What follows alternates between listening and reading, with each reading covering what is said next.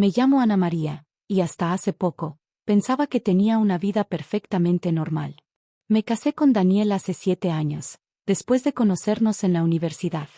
Él venía de una familia adinerada, dueños de una importante cadena de restaurantes, mientras yo era hija de inmigrantes que trabajaron toda su vida en una pequeña panadería. Mi suegra, Beatriz, nunca ocultó su desprecio hacia mí. Una panadera, solía decir con desdén. Mi hijo podría haberse casado con cualquiera. Al principio, intenté ganarme su afecto. Usaba mis conocimientos de panadería para ayudar en los restaurantes familiares, creando nuevas recetas que se volvieron muy populares. Son recetas demasiado simples, criticaba Beatriz. Esto no es una panadería de barrio.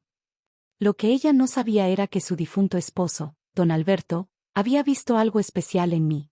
Durante los últimos años de su vida, pasábamos horas conversando sobre negocios y familia. Tienes un don, Ana María, me decía. No solo para la panadería, sino para los negocios. Veo cómo manejas los números, cómo tratas al personal. Eres especial. Un día, poco antes de su muerte, me llamó a su oficina privada. Ana María, hay algo que debes saber, dijo con seriedad. He estado observando a mi familia durante años. Beatriz solo se preocupa por las apariencias, y Daniel, mi hijo, es débil ante su madre. Pero tú tienes el espíritu que necesita esta empresa. Don Alberto, yo. Escucha, interrumpió, he hecho algunos arreglos legales. Todo se revelará a su debido tiempo. Solo prométeme una cosa, pase lo que pase, no dejes que destruyan lo que construí. No entendí completamente sus palabras hasta que fue demasiado tarde. La tensión en la casa fue aumentando después de la muerte de don Alberto. Beatriz comenzó a tomar decisiones unilaterales sobre la empresa, ignorando las estructuras establecidas por su esposo.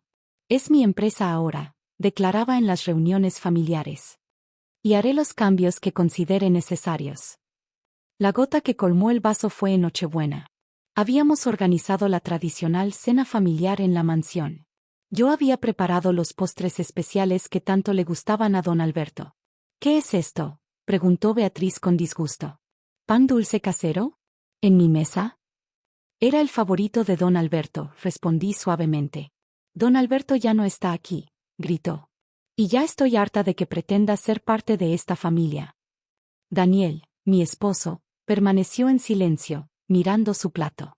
Daniel, insistió su madre, dile algo. Mamá tiene razón, murmuró finalmente. Tal vez deberías irte. Me quedé helada. ¿Qué? Fuera de mi casa, gritó Beatriz. Toma tus cosas de clase baja y vete. Con lágrimas en los ojos, recogí mi abrigo y mi bolso. Mientras caminaba hacia la puerta, recordé las palabras de don Alberto. Había algo en mi bolso que él me había dado, un sobre que debía abrir cuando todo pareciera perdido. Esa noche, sola en mi antigua habitación en la casa de mis padres, abrí el sobre. Mi querida Ana María, comenzaba la carta, si estás leyendo esto, significa que mis peores temores se han cumplido. Pero no te preocupes, lo tengo todo planeado. Las manos me temblaban mientras continuaba leyendo la carta de don Alberto. He visto cómo Beatriz y Daniel te han tratado a lo largo de los años. Mi esposa siempre ha sido una snob, y mi hijo, bueno, nunca tuvo la fortaleza para enfrentarse a su madre. Pero tú, Ana María, has demostrado más dignidad y capacidad empresarial que todos ellos juntos. Dentro del sobre había otro documento, un poder notarial secreto y documentos de propiedad. Hace 2 años, continuaba la carta, transferí silenciosamente el 75% de las acciones de la empresa a una sociedad fantasma. Esa sociedad está a tu nombre. Mi corazón se detuvo. No podía creer lo que estaba leyendo. Contacta a mi abogado, Jorge Mendoza. Él tiene todas las instrucciones. A la mañana siguiente, muy temprano, me reuní con el abogado. Don Alberto lo planificó todo, explicó Jorge mientras revisaba los documentos. Sabía que esto podría pasar. ¿Por qué yo?, pregunté todavía aturdida. Porque vio en ti lo que ellos no pudieron ver, integridad y visión empresarial. Además, descubrió algo más. Jorge sacó otro archivo. Beatriz ha estado desviando fondos de la empresa durante años. Millones en cuentas secretas. ¿Daniel lo sabe? Daniel sabe más de lo que aparenta. Ha estado ayudando a su madre a encubrir las transacciones irregulares. Mi mundo se desmoronó aún más. No solo mi esposo me había traicionado emocionalmente, sino que también era cómplice de un fraude. ¿Qué debo hacer? Don Alberto dejó instrucciones específicas. Mañana hay una reunión de directorio programada. Es el momento perfecto para revelar todo. Esa noche, no pude dormir. Repasé mentalmente cada momento de desprecio, cada humillación. Pero también recordé las lecciones de don Alberto sobre negocios, su fe en mí. La mañana de la reunión llegué temprano al edificio corporativo. Beatriz ya estaba allí, dirigiendo la reunión como si fuera la dueña absoluta. ¿Qué haces aquí?, espetó al verme. Seguridad. Yo la invité, intervino Jorge, entrando a la sala. Como representante legal de la empresa, es mi deber informar algunos cambios importantes en la estructura de propiedad. Daniel llegó en ese momento. ¿Qué está pasando? Siéntense todos, ordené con una voz que no reconocí como mía. Hay algo que deben saber. Jorge comenzó a distribuir carpetas entre los miembros del directorio. Esto es ridículo, protestó Beatriz. No tienes autoridad aquí. En realidad, respondí calmadamente, tengo más autoridad que cualquiera en esta sala. Abrí mi carpeta y comencé a revelar la verdad. La transferencia de acciones, el fraude de Beatriz, la complicidad de Daniel. El rostro de mi suegra pasó del rojo al blanco. Mientes. Cada documento está verificado y certificado, intervino Jorge. Don Alberto fue muy meticuloso. Daniel, suplicó Beatriz, haz algo.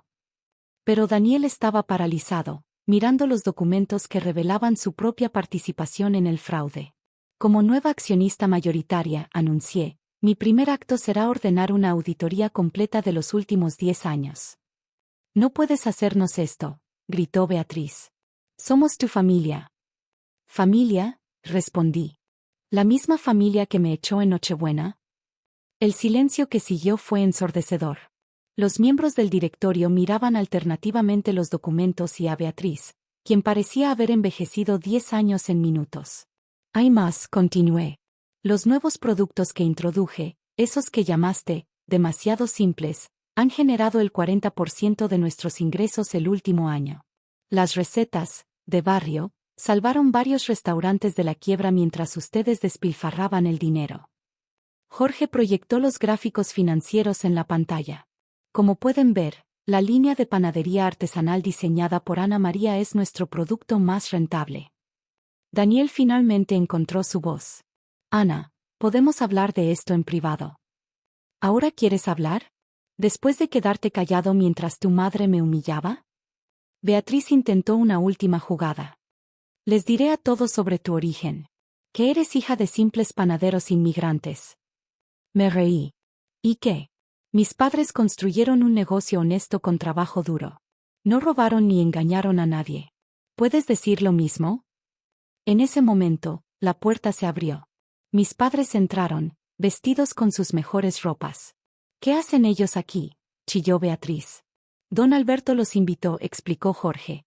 O mejor dicho, dejó instrucciones para que estuvieran presentes hoy. Mi padre se adelantó. Don Alberto venía a nuestra panadería cada semana. Nos hicimos amigos. Él veía lo que ustedes no podían ver, que nuestra hija tenía tanto el conocimiento del negocio como el corazón para dirigirlo. Como nueva CEO, anuncié, estos son los cambios inmediatos. Beatriz, estás despedida. Los fondos desviados serán recuperados o enfrentarás cargos criminales. Daniel, tienes 2 opciones, renunciar voluntariamente o enfrentar una investigación por fraude. ¿Me estás chantajeando?, preguntó Daniel. No, te estoy dando más de lo que merezco. Es más de lo que ustedes me dieron a mí en Nochebuena. Los siguientes meses fueron de intensa transformación. Implementamos nuevos sistemas de control, expandimos la línea de panadería artesanal, y abrimos una escuela de gastronomía para jóvenes de bajos recursos. Beatriz eventualmente aceptó un acuerdo, devolvió la mayoría de los fondos desviados a cambio de evitar la cárcel. Daniel renunció y se mudó al extranjero. El divorcio fue rápido y silencioso. Un año después, organizamos una gran celebración por el 30 aniversario de la empresa. La mansión familiar, ahora convertida en escuela de gastronomía, estaba llena de estudiantes, empleados y clientes. Durante mi discurso, vi a Beatriz en la última fila. Había envejecido y parecía más humilde. Esta empresa, dije, fue construida sobre un sueño de don Alberto. Un sueño de calidad, honestidad y excelencia. Hoy, continuamos ese legado, no por el apellido familiar, sino por los valores que representamos. Más tarde, Beatriz se acercó a mí.